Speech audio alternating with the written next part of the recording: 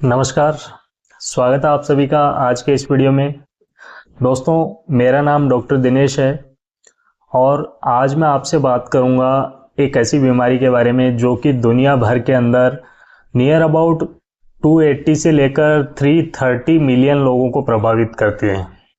Females इससे ज़्यादा प्रभावित होती हैं और हर साल 7 से 8 लाख लोग इसकी वजह से सुसाइड्स कर लेते हैं।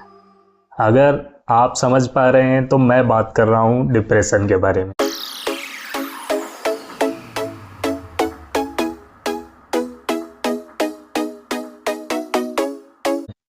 डिप्रेशन या अवसाद एक मानसिक बीमारी है, एक साइकोलॉजिकल डिसऑर्डर है, लेकिन हमें काफ़ी बार इसका पता भी नहीं चलता है। ये हमारे अंदर चलता रहता है और हम इसे पहचान नहीं पाते हैं। तो आज के इस वीडियो में हम बात करेंगे कि डिप्रेशन या अवसाद को कैसे पहचाना जाए या फिर इसके लक्षण क्या हो सकते हैं। आपको डिप्रेशन को पहचानने के लिए 9 लक्षण बताऊंगा। अगर ये लक्षण आप में या फिर आपके किसी परिवार के सदस्य के अंदर हैं तो आपको साइकेट्रिस्ट से मिलकर प्रॉपर ट्रीटमेंट लेना चाहिए। तो चलिए बिना किसी देरी के शुरू करते हैं आज के इस इंटरेस्टिंग वीडियो को और जानते हैं इन लक्षणों के बारे में। डिप्रेशन का सबसे कॉमन और सबसे पहला लक्षण होता है सैडनेस ऑफ मूड या फिर मन की उदासी। ये बहुत ही कॉमन लक्षण है। डिप्रेशन के पेशेंट्स के अंदर आपको मन की उदासी देखने को मिलेगी। ये लोग कुछ अच्छा घटित हो जाने पर भी खुश नहीं होते हैं। इनका मन हमेशा उदास रहता है, हमेशा ही दुखी रहते हैं। जैसे कि घर में कोई शादी का माहौल है तो भी ये दुखी रहते हैं। घर पर कोई गेस्ट आ गया, चाहे पुराना इनका कोई ऐसा अच्छा दोस्त आ गया तो भी ये उससे खुश नहीं होते हैं। स्कूल में बच्चे के अगर अच्छे मार्क्स आ गए तो भी ये उदास रहते हैं। इन्हें खुशी का एहसास होता ही नहीं है। इनका मन एकदम उदास रहता है। यानी कि डिप्रेशन में होने वाली उदासी नॉर्मल डेज के अंदर हमें जो उदासी होती है उससे अलग तरह की होती है। नॉर्मल डेज में हम किसी चीज़ के इम्पैक्ट में उदास होते हैं, लेकिन कुछ अच्छा मिलने पर हम दोबारा से खुश हो जाते हैं। लेकिन डिप्रेशन के केस में ऐसा नहीं होता है। ऐसे पर्सन्स लगातार कंटिन्यूअसली लंबे समय तक उदासी के अंदर रहते हैं। अगर बच्चों या टीनेजर्स के अंदर बात करें तो बच्चों में अक्सर देखने को मिलता है कि उनमें मन की उदासी की बजाय इरिटेबिलिटी या फिर चिड़चिड़ापन बढ़ जाता है। तो एडोलेसेंट्स के अंदर जब कभी भी हम डिप्रेशन की बात करते हैं तो उनमें चिड़चिड़ेपन के लक्षण ज़्यादा देखने को मिलते हैं। डिप्रेशन के लिए दूसरा मेन लक्षण है लॉस ऑफ इंटरेस्ट या फिर रुचि खत्म हो जाना। किसी भी काम में मन नहीं लगना। जो काम व्यक्ति पहले बड़े इंटरेस्ट के साथ करता था उनके अंदर भी उसका मन नहीं लगता है। जैसे कि एग्जाम्पल के लिए अगर समझें तो कोई हाउसवाइफ अगर पहले बहुत तरह तरह के खाने बनाती थी, तरह तरह की डिशेस बनाती थी घर के अंदर, अब उसे खाना बनाने के अंदर मज़ा नहीं आता है। घर को बहुत ज़्यादा व्यवस्थित रखती थी, अब उसे व्यवस्थित रखने में मज़ा नहीं आता है। कोई पर्सन ऑफिस के अंदर बहुत ज़्यादा परेशान रहता है या फिर उसका ऑफिस में मन नहीं लगता है, काम में मन नहीं लगता है। किसी पर्सन को पहले टीवी देखना पसंद था, लेकिन अब टीवी अगर चल रहा है तो उसे वो भी पसंद नहीं आता है। कुछ लोगों को बाहर घूमना पसंद होता है, लेकिन डिप्रेशन की स्थिति के अंदर उन्हें घूमना पसंद नहीं आता है। तो पर्सन को जिन चीज़ों में पहले इंटरेस्ट था उन चीज़ों से भी उसका इंटरेस्ट खत्म होने लगता है। तो ये डिप्रेशन का दूसरा लक्षण है लॉस ऑफ इंटरेस्ट। डिप्रेशन के पेशेंट्स के लिए तीसरा लक्षण है नेगेटिव थॉट्स। इन पर्सन्स के अंदर हर चीज़ को लेकर कुछ ना कुछ दिमाग में नेगेटिव रहता है। जैसे कि स्टूडेंट की बात करें तो स्टूडेंट हमेशा ये सोचता रहता है कि मैं पास नहीं हो पाऊंगा, मैं कैसे पास होऊंगा, मैं तो बहुत कमज़ोर स्टूडेंट हूँ। उसके दिमाग में हमेशा यही चलता रहता है। कोई व्यक्ति ये सोचता है छोटी मोटी प्रॉब्लम आने पर भी मेरी तो ज़िंदगी ख़राब है, मेरा तो फ्यूचर ही ख़राब है, और वो आगे तक की अपनी जो लाइफ है उसको ख़राब समझने लगता है। उसके अंदर फ्यूचर की होप ख़त्म हो जाती है, होपलेस हो जाता है। डिप्रेशन का चौथा लक्षण होता है गिल्ट। इसमें पर्सन को गिल्ट की फीलिंग होती है। जैसे कि कोई माँ है तो वो ये सोचती है कि मैं अपने बच्चों के लिए अच्छी माँ नहीं बन पाई, पिता है वो सोचता है कि मैं अपने बच्चों के लिए अच्छा पिता नहीं बन पाया, पत्नी सोचती है कि मैं मेरे पति के लिए अच्छी पत्नी नहीं बन पाई।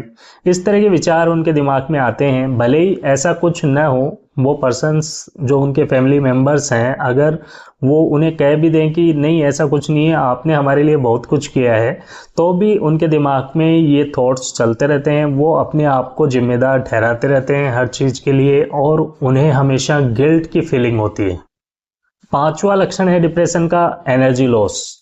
इन पर्सन्स के अंदर बहुत ज़्यादा एनर्जी नहीं होती है और ये हमेशा थका थका सा महसूस करते हैं। कोई भी काम करने का इनका मन नहीं होता है, कोई भी एक्टिविटी करने का इनका मन नहीं होता है, बिल्कुल थकान सी फील करते हैं। कुछ लोग कहते हैं कि डिप्रेशन के पेशेंट को फिजिकल एक्सरसाइजेज करनी चाहिए, उन्हें एडवाइस की जाती है, लेकिन एक्सरसाइज वो कहाँ से करेंगे जब उनके पास एनर्जी नहीं है, तो वो एक्सरसाइज कैसे करेंगे।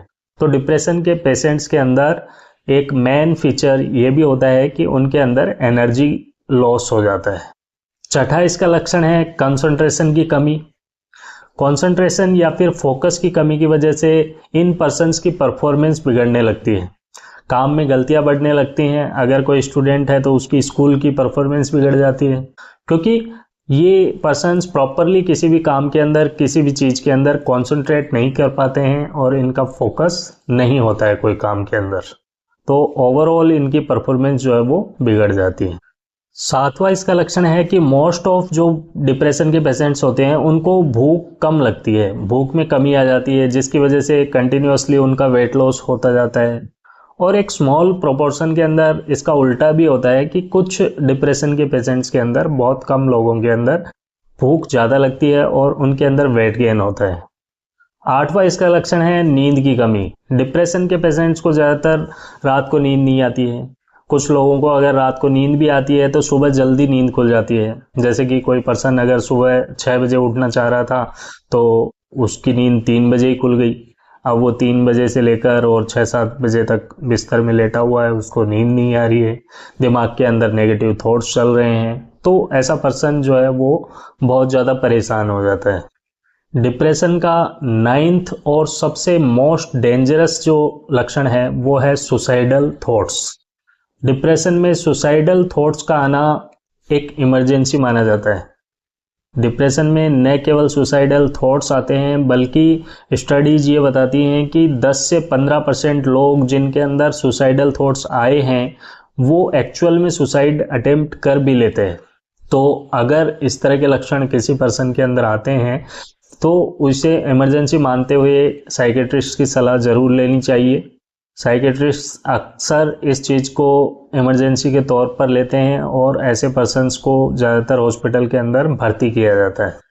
ऐसा क्यों होता है? ये पर्सन्स डिप्रेशन के दौर के अंदर अपने आप को, अपने जीवन का जो है सारा उद्देश्य, लक्ष्य सब कुछ भूल जाते हैं। इन्हें लगता है कि मेरा जीवन व्यर्थ है और मैं किसी काम का नहीं हूँ, मैं तो दुनिया में सबसे निकम्मा नकारा आदमी हूँ। तो इस तरह की थॉट्स इनके दिमाग में चलती रहती हैं और ओवरऑल ये पहले सुसाइडल थॉट्स इनके दिमाग में आती हैं कि किसी तरह से मेरी ज़िंदगी ख़त्म हो जाए, फिर ये उसे अटेम्प्ट करने की कोशिश करते हैं कि वैसे तो ख़त्म हो नहीं रही है तो मुझे कर लेनी चाहिए, और 10 से 15% लोग इस चीज़ को अटेम्प्ट करके सुसाइड कर भी लेते हैं। तो ये एक बहुत ही सीरियस प्रॉब्लम है, इसे आपको समझना चाहिए और साइकेट्रिस्ट से सलाह ज़रूर लेनी चाहिए।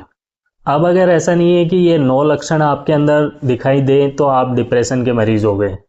ये लक्षण अगर आपके अंदर कम से कम 2 वीक तक चलते हैं तब डिप्रेशन की पुष्टि होती है, क्योंकि जनरली मन की उदासी या लॉस ऑफ इंटरेस्ट ये चीज़ें 1 या 2 दिन के लिए किसी पर्सन के अंदर हो सकती हैं। कोई भी रीज़न से, कोई भी ऐसी घटना उनके जीवन में हुई है, उसकी वजह से हो सकता है कि वो 1-2 दिन 3 दिन परेशान रहें, उनका किसी काम में मन नहीं लगे, उनका दिमाग ख़राब रहने की वजह से वो नेगेटिव थॉट्स में रहें, मूड उनका उदास रहे।